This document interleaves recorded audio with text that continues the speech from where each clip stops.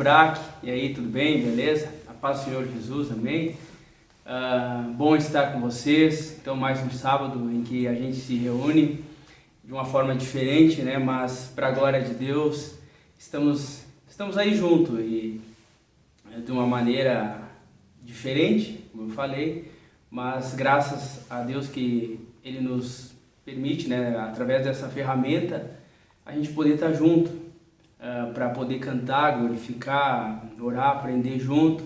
E nessa noite não será diferente. Eu convido a você a ter esse momento com a gente, de louvor, de busca, de aprendizado e adorando a Deus nessa noite. Eu convido a você para junto, aí na sua casa agora, a gente vai estar orando. Eu convido a você a orar, a buscar o Senhor neste momento.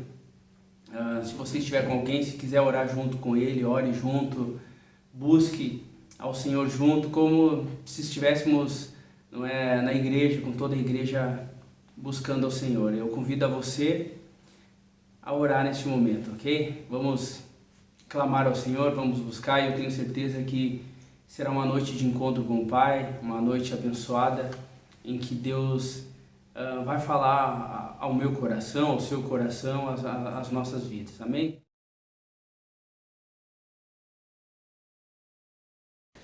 E agora então aqui com o pessoal, já todos bem de boa, né? Professor? É isso aí.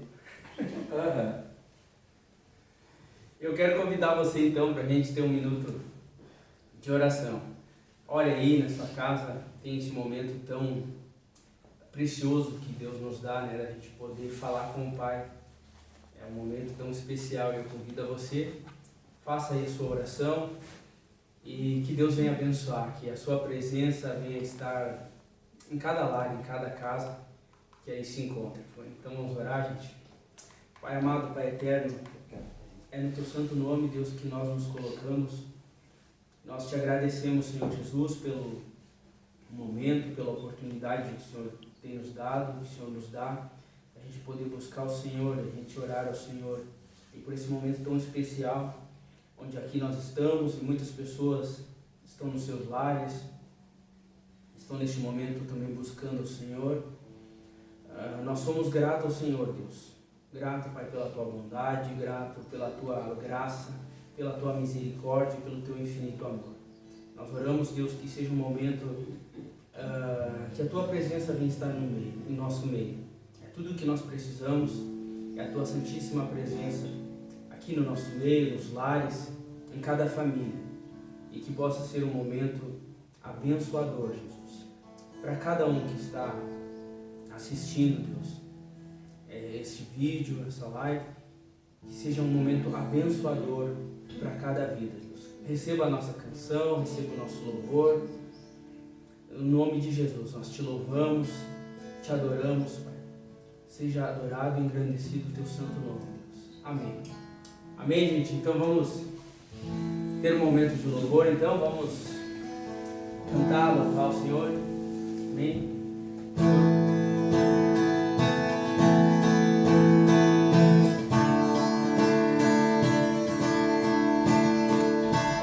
Quem vence em nós todo pecado, que amor transforma, dá nova vida, o Rei da Glória, Filho de Deus, Jesus. Quem toca a terra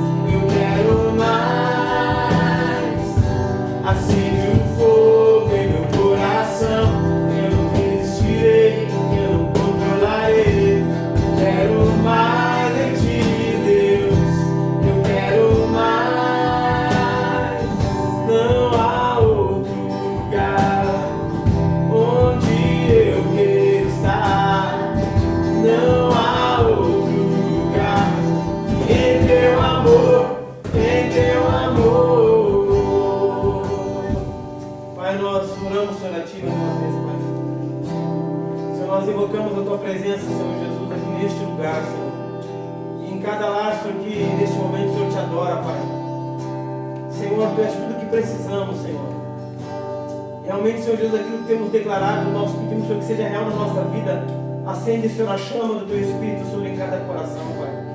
Senhor, que a Tua igreja, Senhor, possa ser inundada pela Tua presença, Senhor. Oramos, Senhor, e te pedimos mais uma vez, aviva-nos, Senhor. Aviva o Teu povo, aviva a Tua obra, Senhor. Nós temos fome de Ti, Senhor, nós temos sede de Ti. Senhor, certamente, Senhor, nós não sabemos orar como convém, Senhor, mas nós confiamos que o Espírito Santo intercede por nós, com gemidos inexprimíveis, Senhor. Enche este lugar, Senhor, enche esta sala, enche esta casa com a Tua presença, Senhor. Enche as nossas vidas com a Tua presença, Senhor. Tu és adorado, Jesus. Tu és adorado, Senhor. Tu és exaltado, Senhor.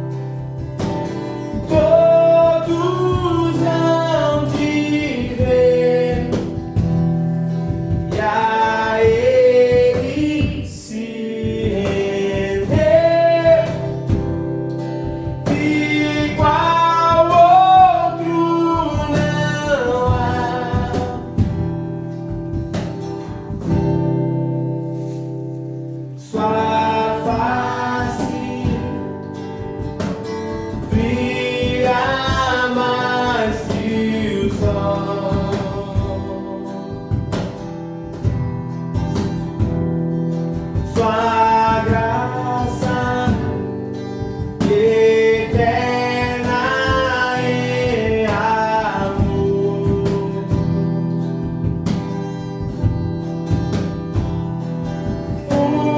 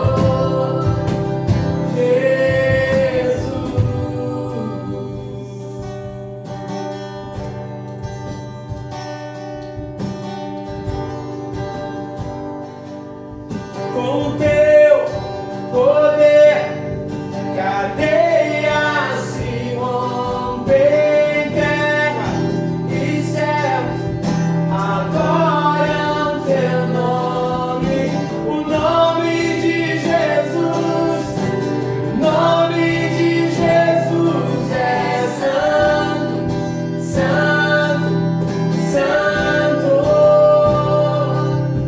com teu poder.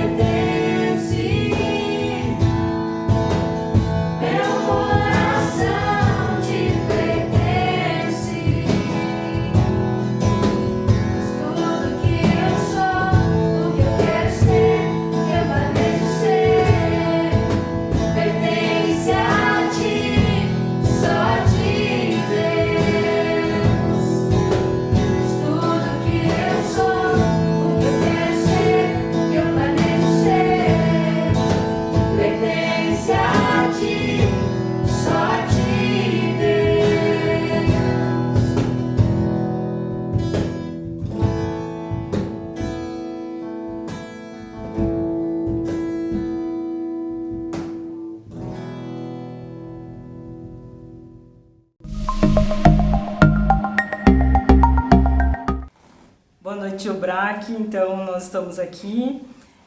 Como o Júlio comentou no início dessa transmissão, né, do nosso culto, hoje nós estamos um pouquinho diferentes aqui. Nós fizemos um período de louvor e agora nós vamos responder as perguntas. Então, primeiro, agradecer a participação de todo mundo, porque a gente ficou extremamente surpreso, assim, porque em menos de 15 minutos, gente, que nós tínhamos postado o link lá, a gente já tinha muitas perguntas.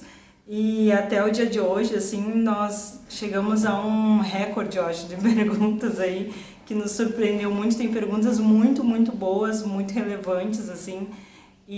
Mas nós vamos estabelecer alguns critérios para esse momento aqui. Então, é sobre isso que eu queria falar.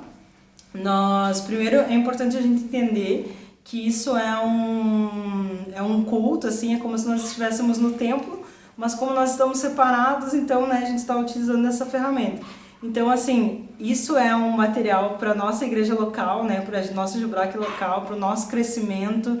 Nós gostaríamos muito de estar aí com vocês, compartilhando isso, né, face a face, porque rendem longos discursos. A gente estava agora uns minutos atrás aqui conversando sobre isso, e se deixasse, a gente entraria à madrugada falando sobre isso. Então, assim, tem muitas questões, atrás de cada pergunta envolve muitas questões.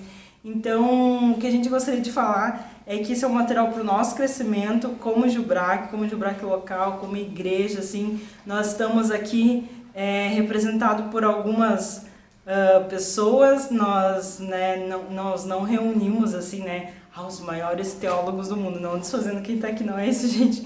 Mas para vocês entenderem que quem está aqui são as pessoas que convivem com a gente, que estão dentro do mesmo ambiente que a gente, assim, né? Nós estamos aqui falando como um corpo, né?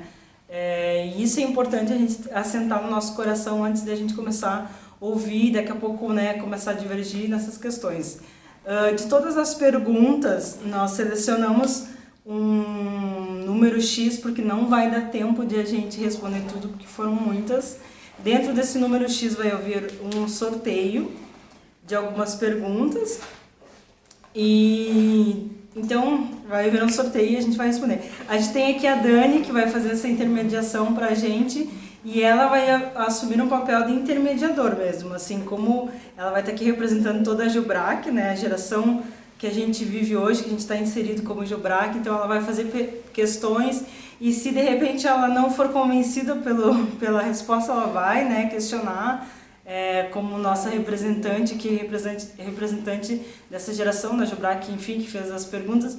Nós temos também com a gente, né, os nossos pastores, o pastor Daniel e a Ângela, que é importante para a gente nesse momento ter juntos, porque ele é o nosso pastor, né, como igreja, assim, nós devemos ouvir a voz do nosso pastor, né? A Bíblia até traz uma analogia sobre isso, quando fala que as ovelhas, elas reconhecem a voz do seu pastor. Então, nada mais edificante do que a gente ter ele hoje junto nessa conversa. Temos também o meu excelentíssimo esposo, né, Júlio César, que atualmente, né, nós estamos aqui juntos, né, nesse barco, e o Deia Daia, que tem nos abençoado muito nesse período. Então, assim, a gente... que vocês sejam abençoados, assim como a gente foi, né, aqui debatendo essas questões. Mas é importante, assim, resumindo, nós entendemos que é uma conversa como corpo de Cristo, é um material para o nosso crescimento espiritual juntos como igreja, e a Dani está aqui intermediando isso, instigando essas questões aqui para que a gente possa crescer juntos. Amém? Então vamos lá. Então tá, gente, vou começar então. Primeira pergunta. Por que não se deve cometer suicídio? Eu acho que assim, essa questão, por que não se deve cometer suicídio, a gente poderia talvez inverter a pergunta. Por que se suicidar, né? O que levou a pessoa ao ponto de querer acabar com a sua própria vida? É claro que a gente, certamente a pergunta está buscando uma base bíblica ou não, sobre se suicidar ou não. Mas na verdade, o que a gente tem que colocar acima de tudo isso? É a dor que leva a pessoa a suicidar, e a gente jamais vai banalizar isso, né? Assim, o cara se matou porque não tinha o que fazer. Ninguém se mata por isso, ninguém tira a vida ou pensa em fazer isso porque está passando por uma coisa superficial. A gente sabe que o que leva a pessoa a ter o desejo de suicídio é tentar sair daquele momento de dor terrível que ela está passando, onde parece que a única saída seria o suicídio, acabar com a sua vida.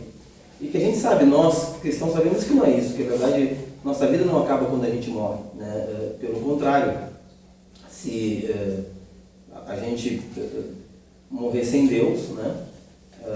Estamos condenados ao inferno.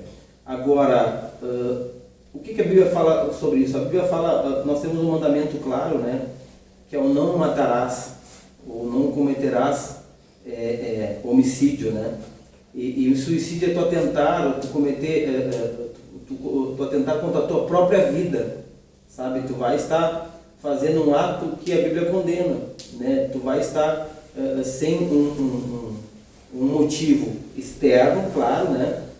Acabando com algo que a gente não tem o direito de fazer. Nós não temos o direito de tirar a nossa vida. Pode falar. Não, é que em Apocalipse se fala justamente sobre isso, né? Sobre os que não herdarão o reino dos céus. E daí fala, né?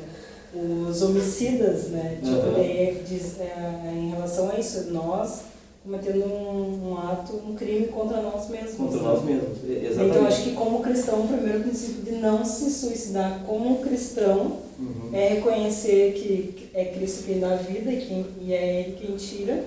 E como um cristão, saber que existe meios para tirar a dor que está me levando a esse ato suicida, né? Tipo, existem meios, né? Talvez surgem outras perguntas não psicológicos, meios da medicina, meios de próprio Cristo como nosso sustento para nos tirar desse desejo suicida, né? Mas, e ainda assim, se houver o desejo suicida, é reconhecer, né, como cristão, que tipo, não é nós que vamos fazer isso, é Cristo quem tem o dono da vida, né? E daí fora o ato suicida de cometer o homicídio contra si mesmo e talvez correr o risco de não herdar o reino dos céus, né? E uma coisa assim, por se tratar de um assunto tão sério, essa pergunta, a gente poderia só ampliar algumas coisas, né? A questão da nossa vida com Deus. O que a Bíblia nos promete? Jesus, ele diz o seguinte: vinde a mim todos vós que estáis cansados, sobrecarregados ou oprimidos, né? E eu vos aliviarei. E aí ele continua dizendo, que no final desse texto ele diz, olha, e eu darei descanso para as vossas almas. Que eu creio que o que leva ao suicídio, né, ansiedade, depressão, angústia, tristezas e tal, na verdade é a alma em constante aflição, que a pessoa não consegue sair dessa. Né? Quer dizer, mas o que eu deveria fazer? Procurar Jesus? Sim, com certeza. Né? Agora, como procurar Jesus? Né? Porque, mas eu já oro, eu já busco a Deus, vou na igreja. Então nós temos vários caminhos. E talvez aqui alguns de nós, né, eu falando por mim, a gente já passou por situações difíceis. Né? Eu nunca quis me matar, mas eu já tive vontade profunda de morrer, sabe? Nunca pensei em me matar, mas bem que eu podia morrer agora. Né? E graças a Deus, são fases que eu passei, como alguns aqui de repente podem ter passado também, e muitos que a gente já viu passar. O que a gente precisa fazer? Nos momentos de crise da nossa vida, a gente precisa muito pedir ajuda, sabe? E talvez essa pergunta seja um pedido de socorro, né? Mas vou pedir ajuda aonde? Pedir ajuda para quem? Nós estamos à disposição, né? E daqui a pouquinho, a ajuda ela pode ser espiritual? Pode, mas a ajuda ela pode ser médica? Pode também, né? Que são outras perguntas que talvez vão surgir. Mas neste caso, sobre suicídio, um conselho: não cometa, peça ajuda, né? Por que se suicidar? Se existem escapes sólidos, né? Em Cristo Jesus, na palavra do Senhor, a Bíblia diz que o Senhor ele tem a paz que excede todo o entendimento. É uma paz que humanamente não é possível explicar. Não tem como explicar a paz que Deus dá, né? Jesus disse: eu deixo a paz, deixe-vos a paz, não vos a dou como o mundo a dá. A paz que o Senhor dá é diferente. Ela ultrapassa o nosso raciocínio. Eu olho para dentro de mim e digo: não tem como isso sair. Mas a palavra de Deus diz: tem como sair. Né? E eu pelo menos, né, sou prova que é possível sair de momentos assim de extrema angústia e aflição. Né? O conselho que eu deixo aqui, não sei se vocês concordam, peça ajuda. Ótimo. Ok? Dúvidas, Dani? Não, por enquanto tá bem. Minhas anotações vou deixar aqui. Próxima pergunta. Como falar para um descrente a importância Um descrente é importante. Do do ato de dizimar. Vamos falar para um descrente a importância do ato de dizimar. Um descrente? Como falar para um descrente a importância do ato de dizimar? Eu acho que antes de falar do ato de dizimar para o descrente, até porque a palavra está dizendo, ele é um descrente, ou seja, alguém que não crê. Por que eu vou tocar num assunto que até para muitos crentes é difícil de entender, né? Tem crente que está anos na igreja e tem dificuldade de entender o ato de dizimar. Eu acho que antes disso, a nossa preocupação maior com o descrente é falar do Evangelho, né? O plano de salvação. Porque todos os outros temas bíblicos, teológicos, todos os outros temas de princípios que eles devem ser aplicados na nossa vida, eles são apenas uma consequência do primeiro ato, que é o crer, né? Então, o primeiro ato da vida cristã é crer, né? Crer no Senhor Jesus Cristo, crer na obra de Deus. E a primeira coisa que a gente tem que aprender não é explicar a questão do dizimar. A gente tem que aprender a explicar o plano de salvação, que aí é outra coisa que depois a gente pode ver. Mas a primeira coisa se preocupa com o plano de salvação. Os outros princípios, eles seguem como consequência do ato de crer na obra de Deus. Eu acho que é isso. E até se a pessoa, se de repente for questionado por um descrente, né? Tipo, com uma forma de afronta assim, quero te questionar, mas por que tu dizima então? Por que tu vai lá naquela igreja e dizima? Daí eu acho que a pessoa poderia compartilhar do seu testemunho pessoal, né? E até mesmo compartilhar com essa pessoa, que o dia que ela encontrar o Senhor, que ela tiver um encontro do Senhor, ela vai compartilhar do mesmo princípio, assim, né? O princípio básico, assim, nosso aqui, do cristão, ele é a fé. Tudo que a gente faz é por fé, né? Nós não temos coisas palpáveis, visíveis. A fé, a Bíblia diz que é o firme fundamento das coisas que a gente não vê, mas a certeza das coisas que a gente espera. Então, a fé, ela é inquestionável. E até um direito constitucional, ela é inviolável. Eu tenho o direito de fé. Agora, ela me questionou por causa disso. Está atrelado à minha fé, à minha crença, que é consequência de crer em Jesus Cristo, de crer no plano de salvação e, consequentemente, crer que a Bíblia, ela é sim a palavra de Deus, né? E ela é inerrante, ela não muda. Então, e dentro desses princípios está o ato de dizimar. Eu poderia usar daqui a pouco argumentos de benefícios do dízimo. Eu acho que os benefícios também são consequências. O ato de dizimar ele está acima dos benefícios que pode me trazer. Ele está atrelado à minha fé, né? Na minha crença, naquilo que a Bíblia ensina como palavra de Deus. Sei o que vocês acham aí.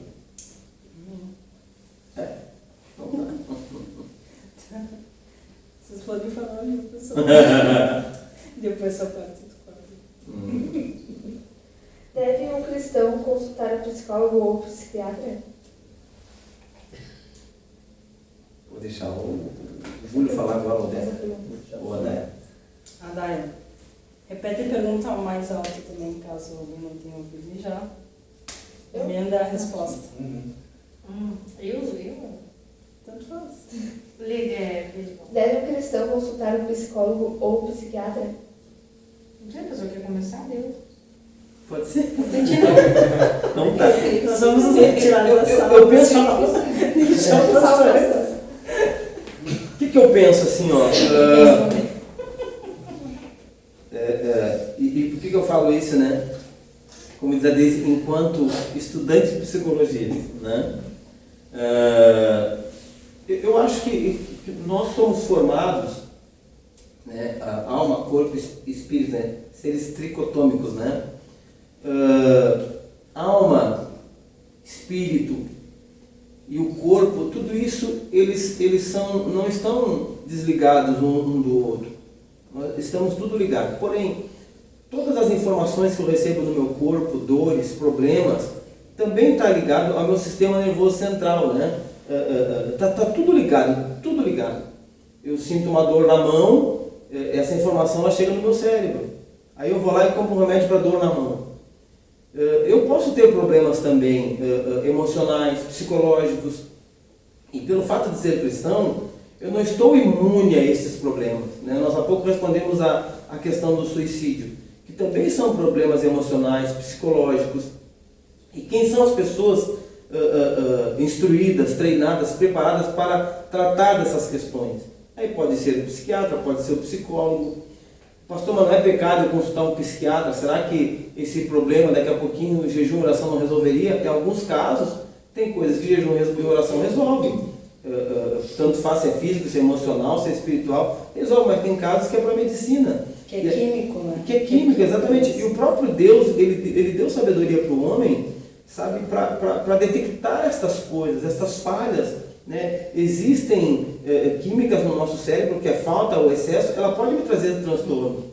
Que os hormônios também é um exemplo disso. Exatamente, com certeza. O hormonal é um exemplo dessa química, do excesso da química ou da falta da química. É um resumo. Quando você está mal, quando você está mal do coração, tu procura um cardiologista. Quando tu está mal, tu tem alguma coisa errada na tua pele, tu procura quem? E quando tu está com uma dificuldade nessa área, tu vai procurar quem? Alguém especializado nisso, né? É simplesmente. Pode falar mesmo. Desculpa, era isso mesmo, pode falar. Não, porque até, tipo, pelo fato, é pecado, né, consultar um psicólogo, porque é um médico da mente, né? Não sei se tu sabe. Uhum. E a gente consulta médicos também, então acho que tem um pouco a ver. Seria pecado, se fosse pecado consultar alguém especializado nessa área, seria pecado consultar um cardiologista. Seria pecado consultar um dentista, seria pecado consultar qualquer um especializado nessas áreas. Né? Eu acho que assim, como em toda área, existem bons e maus profissionais. Toda área, assim como até inclusive na nossa área, né, religiosa, cristã, existem bons e maus. Então a gente tem que sempre analisar quem eu vou consultar, né, que tipo de tratamento ou de terapia que ele vai desenvolver, né, que não vá contra, inclusive, alguns princípios nossos, nós temos princípios cristãos que não podem ser violados. Então, um psicólogo, ou seja lá, um psiquiatra que daqui a pouco vai me estimular a fazer coisas que contrariam a minha fé, eu procuro outro, sabe? Que vai ser muito mais benéfico para nós. Mas eu não vejo problema nenhum em consultar nenhum dos dois profissionais, né, desta área da saúde também. Um exemplo... Desculpa, Dani. Um exemplo, assim, palpável, talvez um exemplo concreto da diferença de linhas, sobre o que avaliar, na verdade, né, quando a gente vai procurar um psicólogo. Por exemplo, como é que é aquele médico dos hormônios? Não esqueci. Endocrinologista. É um endocrinologista, né? Ano passado eu tive consultas com endócrino por questões químicas do corpo. Aí, então, assim, eu estava me tratando com um endócrino e, de repente, ele é um médico endócrino, como todos os outros endócrinos, mas porque se formou em endocrinologia, né? Mas ele tem linhas de estudos e pesquisas que permeiam as ações dele hoje, né? Então, assim, eu estava fazendo um tratamento de endocrinologia que não tinha a ver com... que tipo, não estava me beneficiando e não era não tinha o crivo da medicina. Eram estudos novos. Isso foi um caso até bem, assim... Eram estudos novos como é que eles chamam agora? Medicina alternativa. Alternativa. Então, é como se eu estivesse fazendo um tratamento contra algo que não tem a ver com princípios cristãos, né? Mas contra algo que a própria medicina assegura. Esse mesmo quadro, né, quando a gente coloca para psicologia ou para psiquiatria, é um mesmo olhar crítico, assim, né? Tipo, poxa, o estudo ou o que permeia, né, os estudos desse psiquiatra, desse psicanalista, ele tem a ver, ele primeiro tem um crivo dentro da medicina e também ele tem a ver com os meus princípios cristãos, né? Porque isso é um cuidado que a gente tem que ter, porque existem sim estudos que nos asseguram, né? E que nos dão, assim, segurança, né? De seguir, mas tem outros que não, que eu acho que é isso que a gente pode falar aqui agora. O embasamento do profissional. Embasamento do profissional. Os métodos, né? Os próprios estudos que levaram ele até ali, os pesquisadores, em quem ele está baseado, assim, né?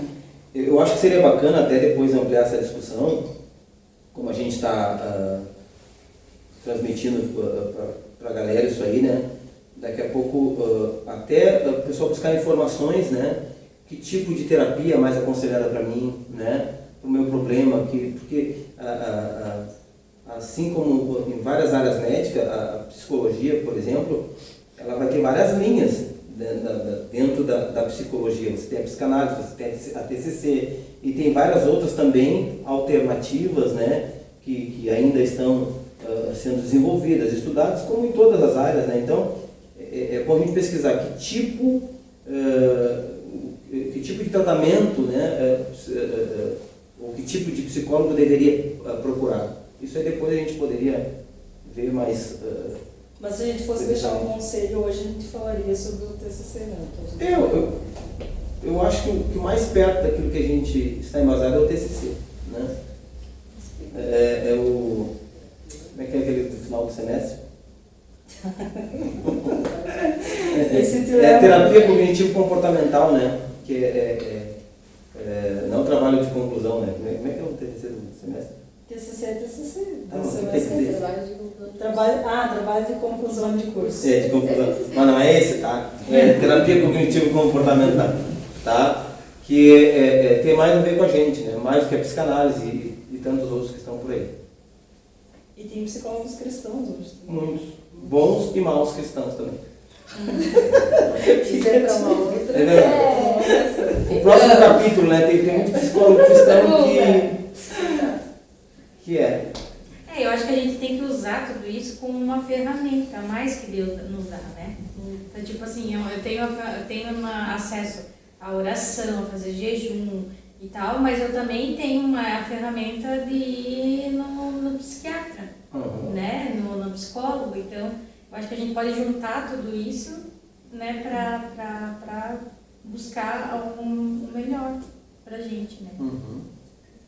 São dois sistemas, eu não posso nem santificar nem demonizar, né? Aí tudo é do demônio. Não, tem gente muito boa, profissionais excelentes, muito bem intencionados, muito bem preparados, né? Que estão aí para servir a sociedade nessa área. E tem gente que fala também que problemas psicológicos e, né, da mente, assim, são falta de Deus. E aí já é outra questão. Não, mas assim, ó... por exemplo, a depressão, né? Você fala que é a falta de Deus, e não é, né? Pode ser falta de Deus em alguns aspectos, mas assim, ó, essa falta de Deus ela pode ser uma consequência de vários outros fatores, né? A falta de Deus na estrutura familiar, falta de Deus na educação, falta de Deus que eu digo de princípios, né? Ou sérios problemas que a pessoa passou, os motivos para a pessoa chegar a um problema emocional, eles são os mais diversos e seríssimos. E hoje nós estamos diante de uma sociedade extremamente adoecida nessa área, sabe? E hoje se faz muito necessário esses profissionais. O que é crescimento espiritual?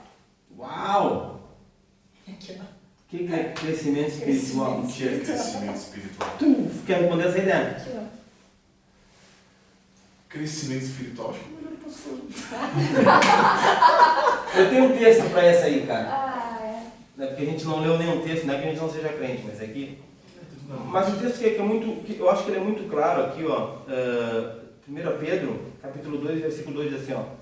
Como crianças recém-nascidas, desejem de coração o leite espiritual puro, para que por meio dele cresçam para a salvação. O que eu entendo de crescimento espiritual, na verdade? O assunto seria muito amplo, né? Para te falar sobre isso. Mas ele é o nosso desenvolvimento, onde a porta de entrada ela é a salvação, o crer em Cristo Jesus.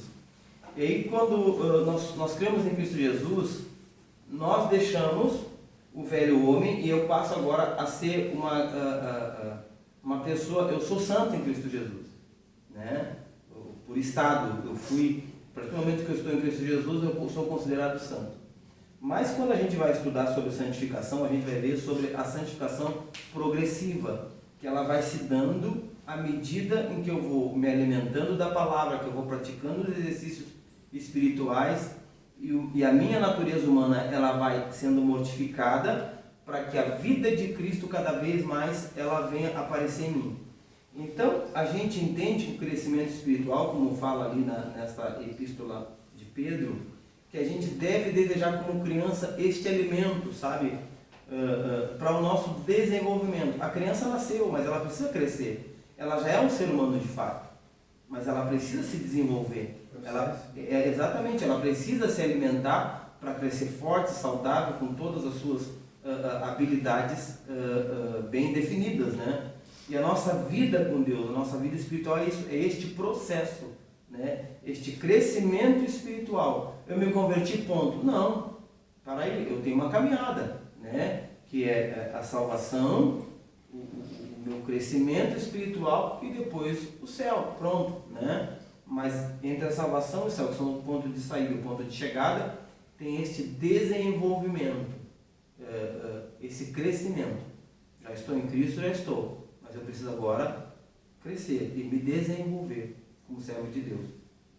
É o que eu tenho, o que eu entendo, né? E vocês? Acho que seria bom, pastor, para a gente entender melhor, né?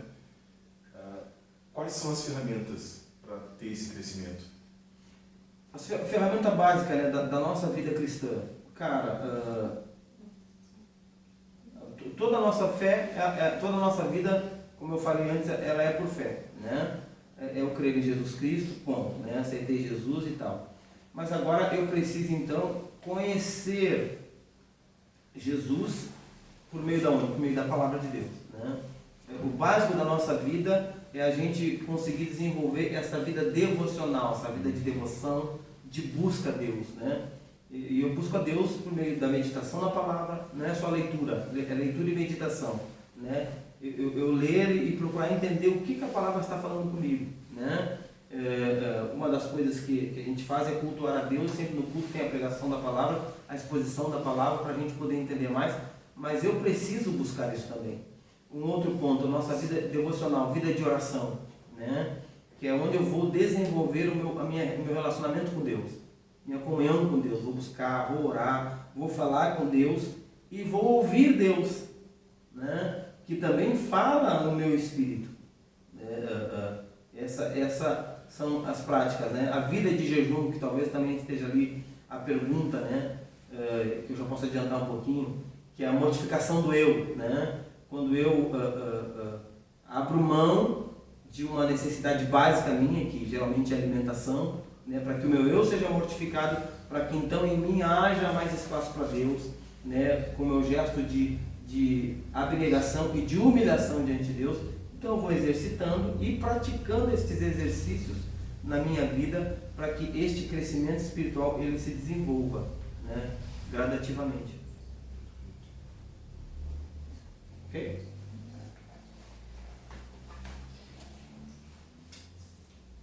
Me sentindo pressionado. É pecado ouvir música do mundo? Vai tomar água. Mentira.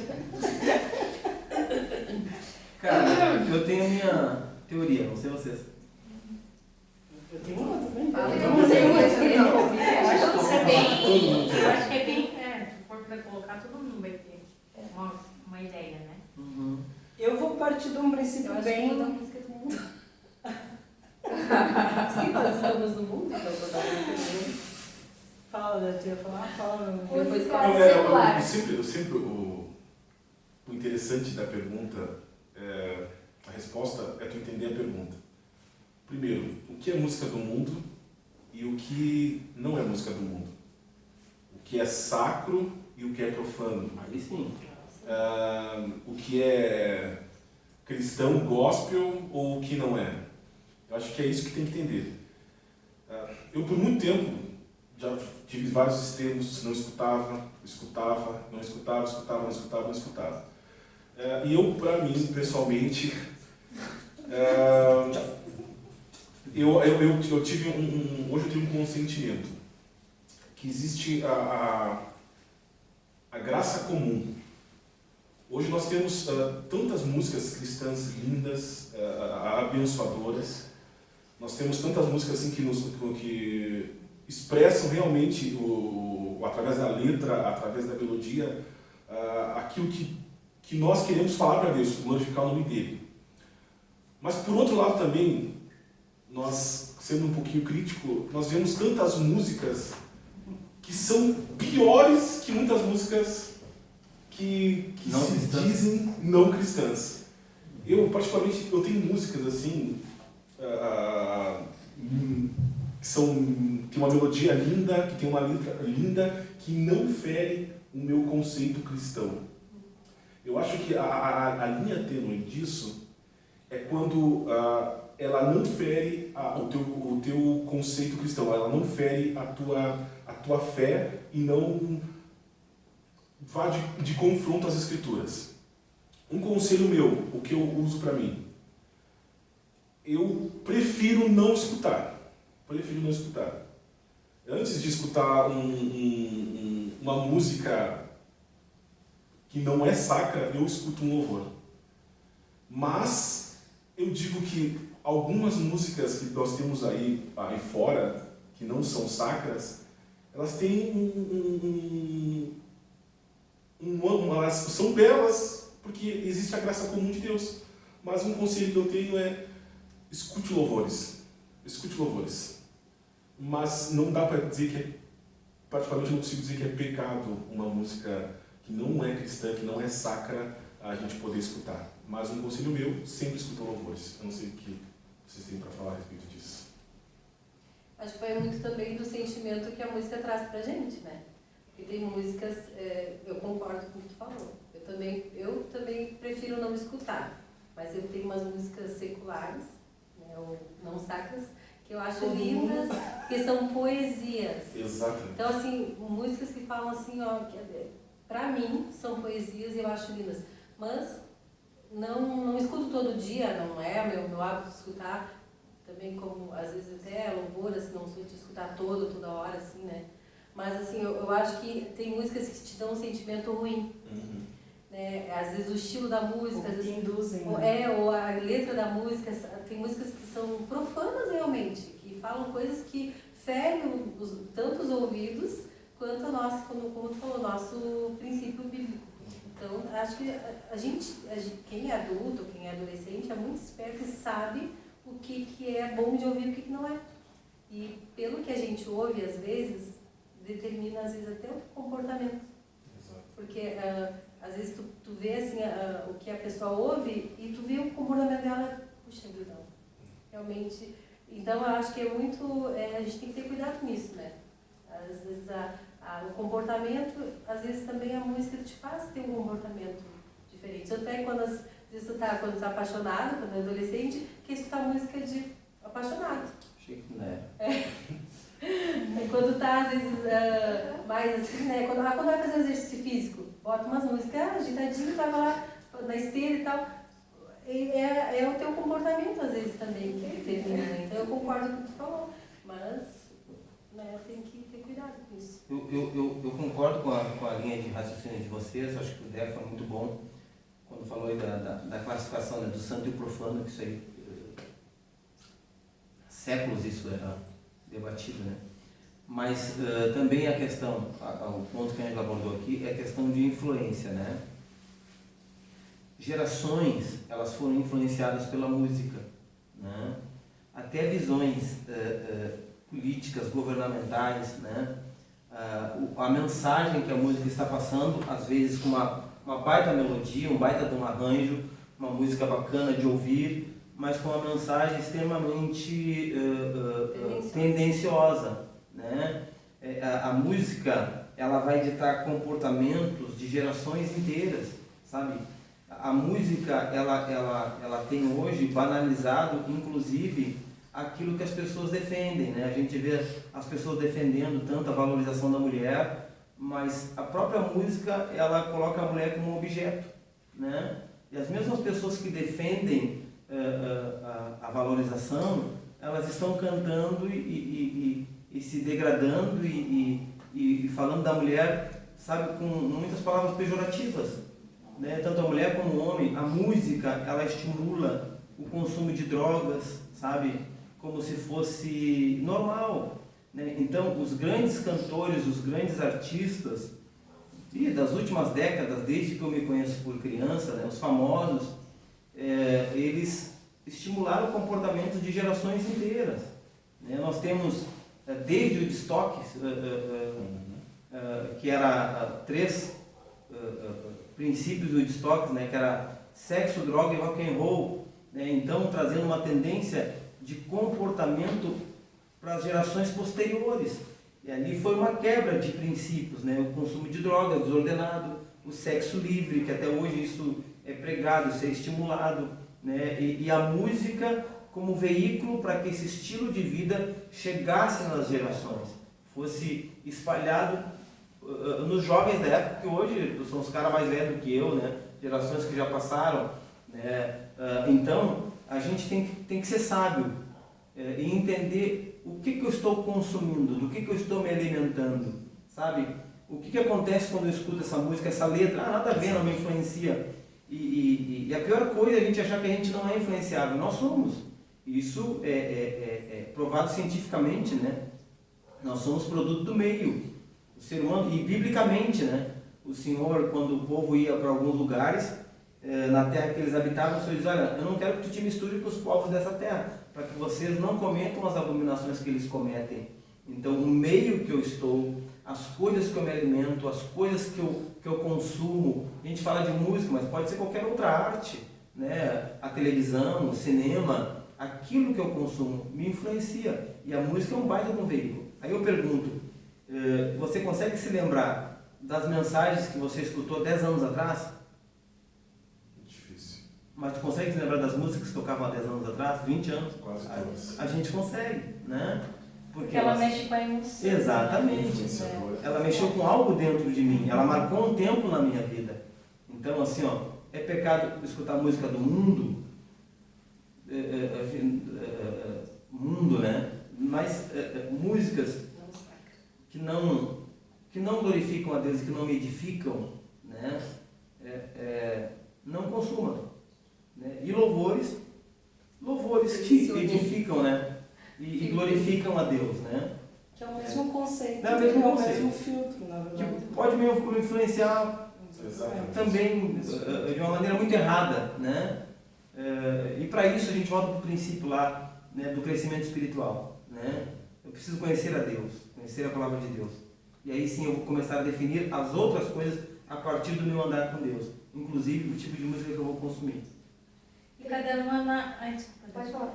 Mas e cada um analisar o que é bom para si, né? Se aquilo está me fazendo pecar, né? Ou se aquela música está me levando a fazer coisas erradas, né?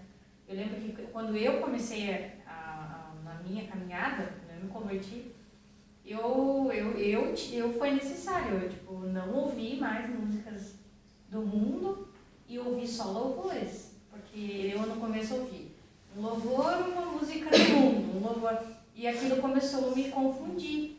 Então eu pensei assim, não, eu tive que tomar uma decisão. Falei, a partir de agora eu preciso buscar a Deus e eu preciso focar e me alimentar só de coisas, né? Então foi necessário eu mudar minha playlist só louvores.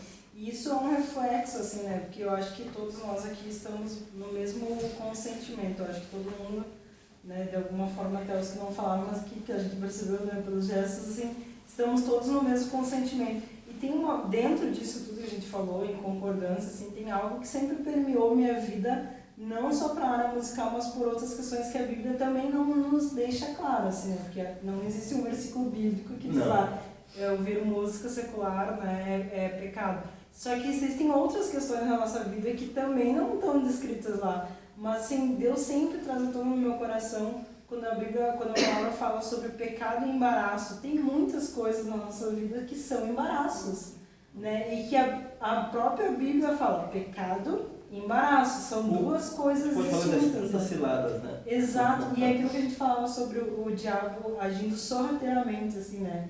Tipo, é só uma música, mas às vezes assim é uma coisa tão sorrateira, assim, sabe, que tá entrando tão de leve, mas que só eu, Daisy, sei o que essa música me instiga, né? Que daí é tudo aquilo que a gente já falou, tipo, me afasta do Senhor, me instiga, né? Tem músicas que são muito sensuais, assim, né? Tipo, tem músicas que falam da sensualidade. Que estimula tem explicitamente. músicas que estimulam a sensualidade. Tem músicas ali que a gente citou, né? A coisa do apaixonado. Se a música... Eu achei muito legal que você falou uma coisa dos filmes, da arte em si, né? Tem músicas que, se fossem filmes, é um filme pornográfico. Exatamente. E aí, tipo, a gente assiste um filme pornográfico, né? Tem filmes, tem músicas, assim, que se fossem filmes... Cara, é filme assim, meu Deus, menor de 58 anos não pode assistir, tipo assim, sabe? Porque é pornografia, sabe? São coisas que nos... Outra coisa que a Bíblia fala que mexe muito comigo também é sobre defraudação, assim, né? Talvez eu tô colocando algo, incitando algo em mim que eu não posso cumprir, não posso ir até o fim, porque não é santo, não é cristão, né? Então, assim, entre saber, né, desejar saber se é pecado ou embaraço, cara, eu prefiro me desfazer disso, porque isso não tem nada a ver com o meu crescimento espiritual, né? Então, assim, quanto mais eu puder fugir dessas coisas, que a palavra fala de fugir do pecado, né? Quanto mais eu puder fugir dessas coisas, porque não tem a ver, sabe? Não me acrescenta em nada. Eu acho que aí sim eu estou tendo uma corrida, né, assim, digamos, de sucesso para o meu crescimento espiritual. Eu acho que, para mim, essas coisas falam muito mais alto do que entender, né, se A ou B, né, pode ou não pode. Teve uma cena para mim, né, não querendo alongar muito o assunto, mas acho que tem muito a ver Por com isso que vai longe, a dúvida da gurizada. Mas uma cena que me marcou foi quando eu fui levar a Dani, ela trocou de escola. Isso ficou no meu coração também, para ver como... E eu cheguei na escola, assim, e a escola tinha contratado um DJ pro primeiro dia de aula, né? E aí tava uma música rolando e a música, se você não der, era Vai Sentar, né? E quando chegava na parte do Vai Sentar, a galera assim fazendo gestos, os meninos fazendo gestos, né? E as meninas também assim, cara, aquilo assim... Crianças. Crianças, adolescentes. E aquilo pra mim, como pai, assim, eu fiquei indignado. Não, e eles faziam com muito natural. Isso era muito natural, vai sentar e a galera fazendo gestos. E isso é muito normal, sabe, para o mundo hoje. E eu sei que nós hoje, assim, nós somos pessoas na visão natural, descontextualizada, mas se tratando de igreja, isso vai contra a minha fé, vai contra os meus princípios. Nós falamos dessa que talvez seja um funk, mas outras músicas muito mais contigo. Hoje nós vemos no tempo do sertanejo universitário, que vai falar muito de adultério, vai falar muito de traição, de prostituição, sabe? E melodias excelentes, arranjos excelentes, mas que vai estimular isso, sabe? É exatamente pagar com o mesmo preço. Até mesmo as internacionais, que a gente não conhece, mas as internacionais são tão pornográficas quanto os nossos funks brasileiros, por exemplo. Exato. Um exemplo que eu tenho, claro, sendo músico, assim, uma das músicas que é considerada uma das melhores músicas já feitas em todo o mundo é a Bohemian Rhapsody, do Queen. E é fantástica a música, é uma música assim de 7, 8 minutos que tem arranjos. Um pouquinho para ver. Tem arranjos assim fantásticos que tu fica acordado. Aqui na tela. Naquela época eles fizeram 16, naquela época com a tecnologia muito resumida, eles conseguiram fazer 16 camadas de vozes, eles misturaram a música erudita com um rock, é fantástico. Só que um dia eu tava, né, a gente foi ver a letra. A primeira frase que ele fala, ele diz assim: mãe, eu matei um cara. E no metade da música ele diz assim: tem um demônio em mim. Ele fala, ele cita Beelzebub. São coisas terríveis. Eu não sei nada de inglês, né? Pra mim, eu curti a música porque era maravilhosa. Mas ele declarava tantas coisas assim na letra que são horríveis. A história da letra diz assim que ele está ligando para a mãe, que ele está dizendo que matou um cara e que ele acabou a vida para ele. E no final ele diz que foi o demônio que estava dele que matou o cara e ele consagra a vida dele para Beelzebub. E é considerada uma das melhores produções musicalmente já feitas na história. É incrível, por isso que a gente tem que tomar muito cuidado que a gente consome muito. Posso falar? Agora a gente calma. Eu não sei, tipo assim, é a minha visão, né? E essas músicas, assim, tipo, né, elas são expostas a adolescentes, né? Tipo, a pessoas da minha idade. Eu sou exposta a músicas seculares, a músicas que falam as mesmas coisas e coisas piores do que essa daí que o pai citou, né? E nós, adolescentes, a gente tem uma facilidade de ser mais influenciados, sabe? Do que uma pessoa que influencia. E também tem a questão de... Eu pensei em várias coisas quando vocês estavam falando. Tem a questão desse texto aqui, não vos conformeis com esse século. E às vezes a gente, enquanto jubrag, enquanto adolescentes cristãos, a gente olha e fala, tá, uma música. Só que, tipo, não vos conformeis com esse século, sabe? Tipo, a gente tá lá, assim, sabe? Então eu acho que é uma coisa que não edifica. E tem uma banda na igreja,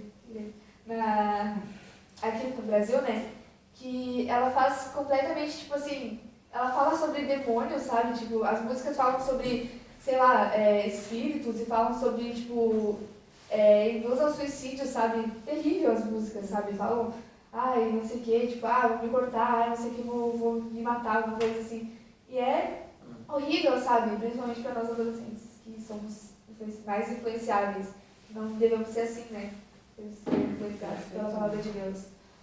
Só para falar de vez. Bom tema.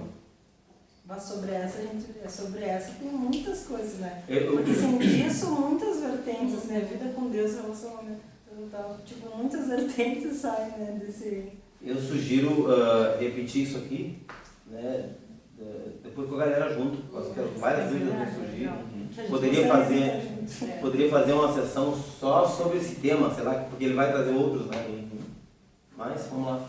Vai ter uma sessão, gente, parte 2, porque tem muitas perguntas que ficaram de fora.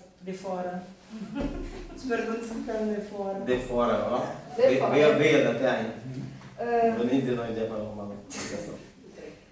Como posso saber se o desejo do meu coração são desejos de Deus? Tem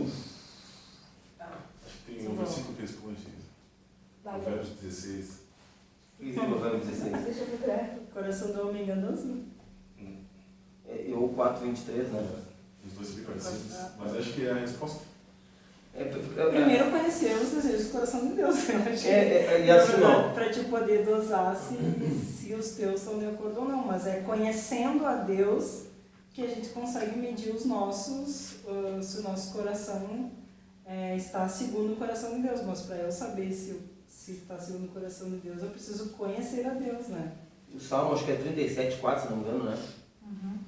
Deleita-te no Senhor e o fará o desejo do teu coração. O princípio é esse, né?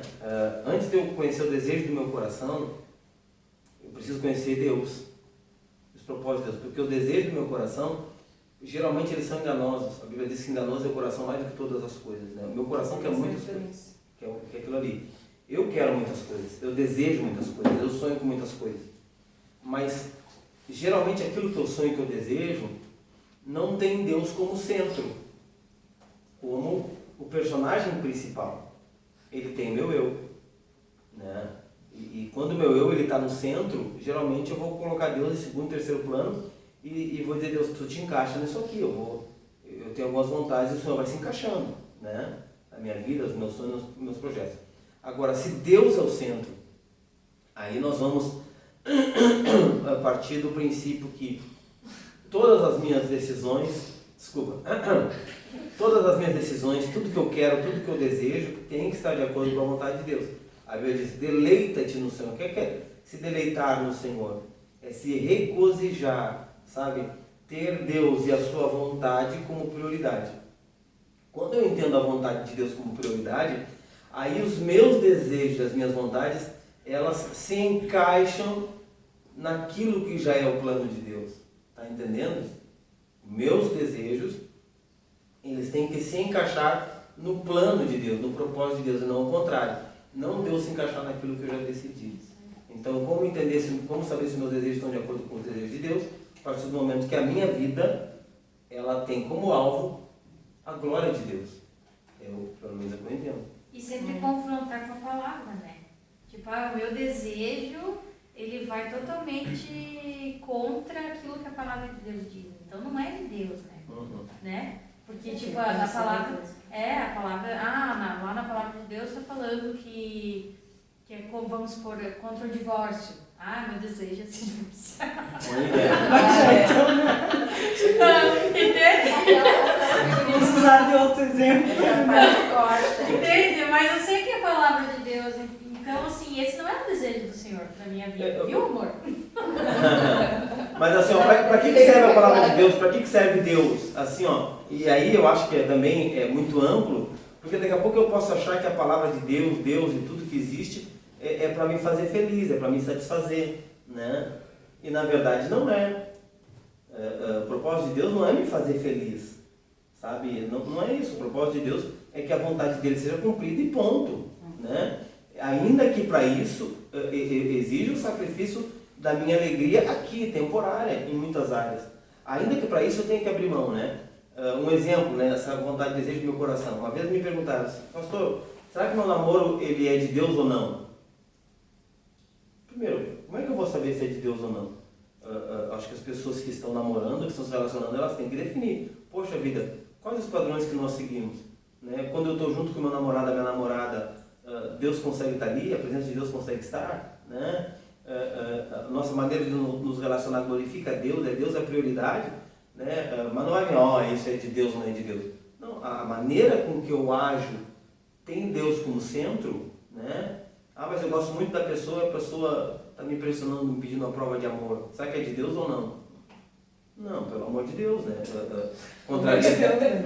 Se contraria princípios, chuta que é laço, né? E várias outras coisas. Tem até um meme falando agora, né, na linguagem dos memes aí da era da internet. Mas tem lá um meme lá, não sei do que é, que é as qualidades do homem, né? Sei lá, xinga, bate na mãe, não trabalha, não sei o que lá, e daí vem e pergunta, pastor é de Deus? Pelo amor de Deus, né? O cara bate na mãe. Pelo amor de Deus. O que ele vai fazer contigo? Se na mãe ele bate. Mas eu sou apaixonado, né? Só que isso resume tudo, né? Conhecendo a Cristo, que a gente sabe muito bem. São dois fatores. Um é óbvio, como diz alguns filmes por aí da Netflix. São dois fatores. Primeiro, o teu desejo tem que estar condicionado às Escrituras. Se ele está condicionado às Escrituras, se tu passou pelo crivo das Escrituras e não fere os preceitos de Deus, ótimo. Se feriu, já está dizendo, já é muito claro, não é um desejo de Deus. Se o teu desejo fere as Escrituras, os preceitos de Deus, ele já não é desejo de Deus. É lógico, é óbvio. Tipo, será que a vontade de Deus é matar um cara? É basicamente isso. Assim, outro ponto, os desejos de Deus, claro, ele abre um leque tão grande. Eu sempre gosto de usar o exemplo do pai e do filho. Quando a gente é criança, a gente tem tantos desejos.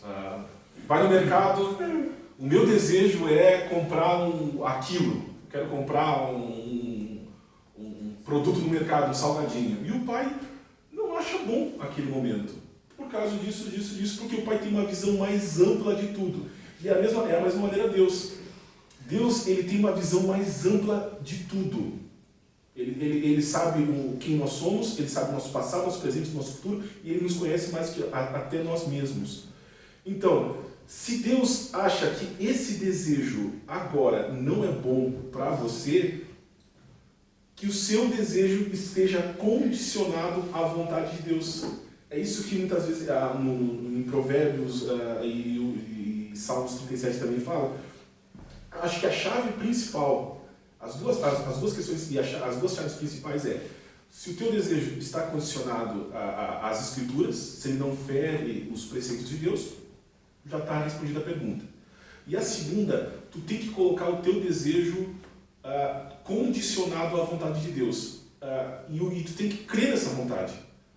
O não, muitas vezes para ti que muitas vezes pode ser ruim, ele é bom. E o sim pode ser bom também. Como muitas vezes o pai ele diz não para o filho porque ele sabe que o não é bom para o filho. E o filho muitas vezes não entende. E Deus é dessa mesma maneira. O não é bom e o sim também de vez em quando é bom. Por isso que esses dois pontos, condicionado às Escrituras, está condicionado ao desejo de Deus através do não ou do sim, porque Ele sabe o que é melhor para nós. Por isso que é interessante que todos os nossos desejos sejam apresentados a Deus. Todos os nossos desejos. Pode ser o mais simples possível, que esteja apresentado a Deus. Deus, e muitas vezes vai ser bom. Deus, faz o fulaninho de tal se apaixonar por mim, com 11 anos de idade. Ou Deus... Faz uma macumba, né? Ou Deus, abre aquela porta de emprego para mim. Mas muitas vezes Deus não conhece tão bem que Ele, muitas vezes essa porta de emprego pode te afastar dele. Por isso que é interessante que todos os nossos desejos sejam apresentados a Deus e condicionados à vontade dele. O não, muitas vezes, é uma bênção. Dea, outra coisa assim, que a Bíblia diz aqui, né? É a multidão de conselheiros, né? A Bíblia diz que a sabedoria na multidão de conselheiros. E a multidão de conselheiros... eu tenho que selecionar também quem são os conselheiros. Não adianta eu pedir... E a Bíblia nos dá um exemplo clássico, né? De um dos filhos de Salomão, né? Que ele pede conselho para os sábios lhe dão uma instrução, e ele vai e pede conselho para os da sua geração, porque não gostou da visão dos sábios, dos mais experientes. Então ele pede conselho para os da sua geração, e ele segue o conselho dos da sua geração, e consequentemente o reino é dividido, né? Então eu tenho que pedir conselho, não para pessoas que pensam igual a mim, Exato. mas pessoas que têm palavras de sabedoria, com base na experiência, e com princípios bíblicos. Às vezes eu sei que eu vou pedir conselho para alguém, eu não vou pedir para o Júlio, porque o Júlio vai discordar de mim, né? Porque o Júlio é muito crente. Então é para o Júlio que eu tenho que pedir, né? Então, um dos meios que eu vejo também para buscar a vontade de Deus.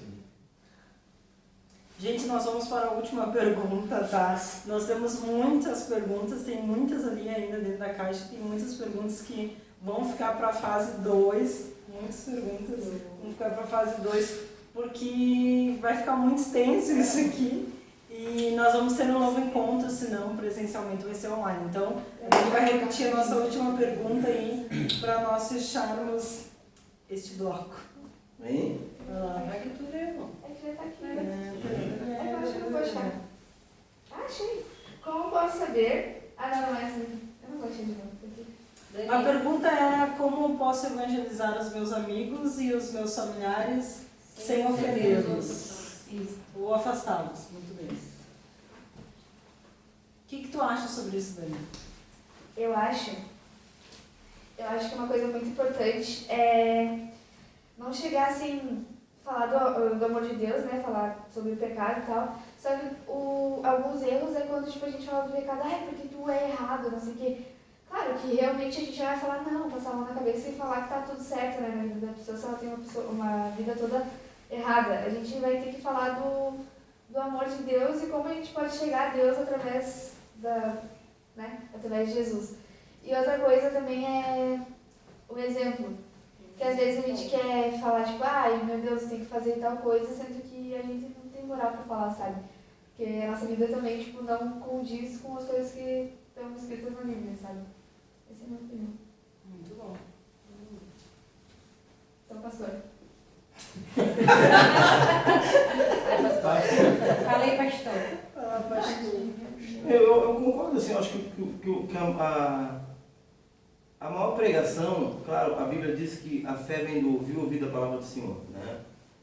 A maneira pela qual se dá a salvação é através da pregação do Evangelho, né? Como crerão, se não há quem pregue, né?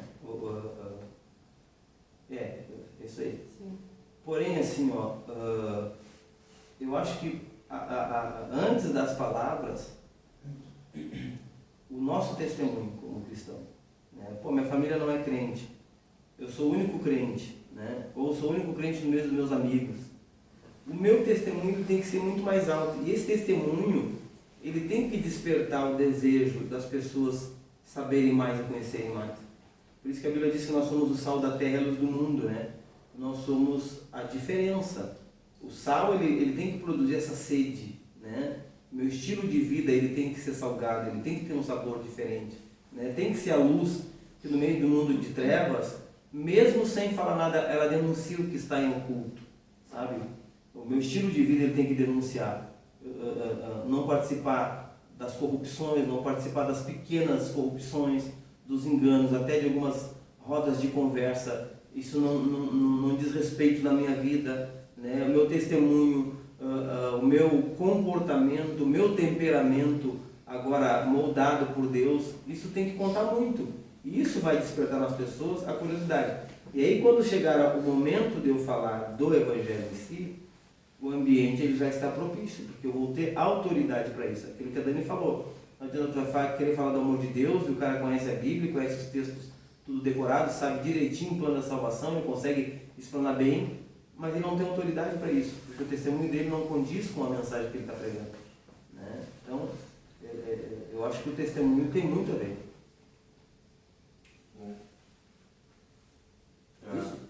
Exato.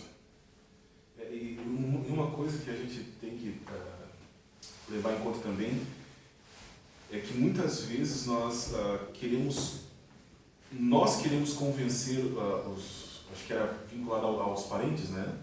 E amigos. Muitas vezes nós queremos convencê-los que ser cristão é bom. Mas a gente esquece que não é a gente que convence. Paulo, ele diz que nunca usou de persuasão. Porque o Evangelho é alguma coisa ilógica para a humanidade. Porque seguir a Cristo é renúncia, é o morrer para eu, é morrer para minhas vontades. E isso, muitas vezes, para os nossos amigos, para os nossos parentes, isso é loucura, não bate. A Bíblia fala, né, que a palavra é loucura para os que se perdem, mas para a gente poder. Não bate. É por isso que nós devemos anunciar o Evangelho, anunciar as Escrituras, através do nosso exemplo, da nossa vida, que isso chega bem antes do que nossas palavras, porque, como o pastor falou, isso instiga a pessoa. Quando você demonstra que através da tua vida, antes das palavras, ele vai dizer, tem uma coisa diferente com esse cara, tem uma coisa diferente com esse menino, tem uma coisa diferente com essa menina. E isso instiga ele a saber o que tem de diferente em você. E daí você vai salgar o ambiente, você vai iluminar o ambiente onde você está, e ali vai ser muito facilmente o Evangelho de Cristo sendo anunciado. E não adianta usar de persuasão, não adianta usar de palavras lindas e maravilhosas, porque quem convence é o Espírito Santo. Eu conheço muitas pessoas que têm medo de falar de Cristo em sala de aula, ou medo de falar de Cristo para a família, porque acha que não sabe falar bem, que não sabe pregar bem, ou que não tem, não consegue se expressar direito. Mas na tua simplicidade, através da tua vida, se tu falar de Cristo, que Jesus ama, o Espírito Santo pode convencer o teu parente ou o teu amigo que, através do teu testemunho, que ele realmente é amado por Deus. Então não adianta, não precisa falar bonito, não precisa ser um pregador tão belo, ou um pregador que sabe se expressar bem. Através da tua vida e da tua simplicidade, Deus pode converter a tua família, Deus pode converter os teus amigos na escola, no colégio, no trabalho, através da tua vida. Então não se sinta menos, ou não se sinta incapaz de pregar o Evangelho. Prega através da tua vida e depois, se necessário, use palavras. Pessoal, então chegamos ao fim deste momento aqui, né?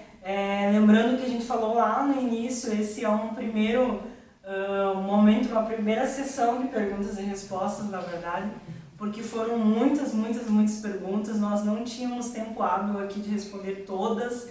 Vocês vão aí perceber nos seus lares que essa live, que essa transmissão ficou bem comprida, iria muito, né, iria a noite adentro ainda, mas porque a gente tem muita coisa para compartilhar e é tão bom, né, que a gente fica compartilhando sobre coisas que diz respeito à nossa vida, né, a nossa vida com Cristo.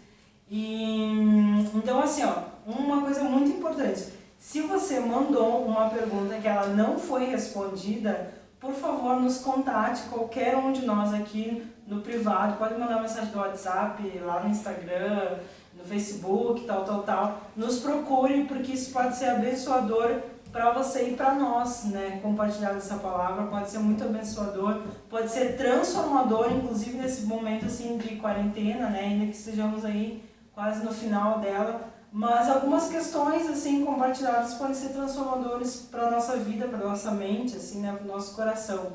E se a gente não respondeu a pergunta de você, que alguém me escreveu e não foi respondida aqui, não foi por mal, foi por questão de tempo. Nós sorteamos as perguntas para esse momento e nós teremos uma sessão 2, se não online, presencial, quando a gente voltar lá. Nós não sabemos ainda como é que vai ser o sábado que vem. Não sabemos ainda como será sábado que vem, querido, mas se for presencial estaremos lá no tempo, se não for presencial a gente pode fazer esse momento aqui online também com vocês. Muito importante, questões que foram faladas aqui, vocês têm liberdade para nos contar, principalmente aí coisas que talvez estejam incomodando você nessa quarentena. A gente falou aqui sobre suicídio, né? Cara, se isso está incomodando você, fala com a gente. Se você conhece pessoas que estão sendo incomodadas por essa questão, por favor, nos coloque em contato com essas pessoas, né? E não só essa pergunta, como outras aqui. E acho que é isso. Eu esqueci de alguma coisa? Muito importante, gente. Nós teremos a Santa Ceia amanhã, né? Amanhã é dia de Santa Ceia. É um dia de Páscoa também, né? De celebração para a gente como cristão. E, por favor, fiquem atentos às questões que são colocadas lá no grupo, porque é a nossa única forma de conversarmos como igreja nesse momento. Então, se daqui a pouco alguém ainda tem dúvida, né? Não, eu sei como resolver, tem aqui o vídeo que foi postado lá, ou tem aqui o anúncio que foi postado lá. Vamos ser propagadores. Eu acho que nesse momento de quarentena, nenhum de nós aqui é youtuber, né? Nenhum de nós é apresentador de programas ou qualquer outra coisa. Mas é importante que nesse momento cada um de nós lá no nosso lar seja o propagador desses conteúdos, né? Se tem um pouquinho de... não sou eu que estou falando. Lê os textos lá. Não sou eu que estou falando. Mas cada um tem dentro de nós um pouquinho desse sentimento, não de youtuber, né? Mas de propagador dessas informações, porque nós estamos distantes presencialmente e dependemos do mundo online.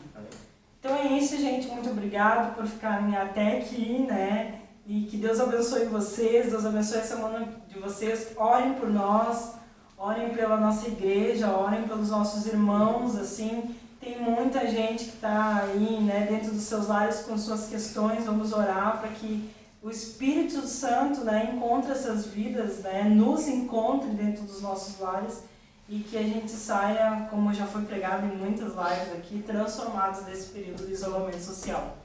Amém? Amém. Amém. Tchau. Amém. É Tchau, nóis. galera. Nós. Amo vocês, hein? Amo vocês, saudade. E o nada poderá. Nada poderá parar, pois em ti nós somos um. Tua cruz,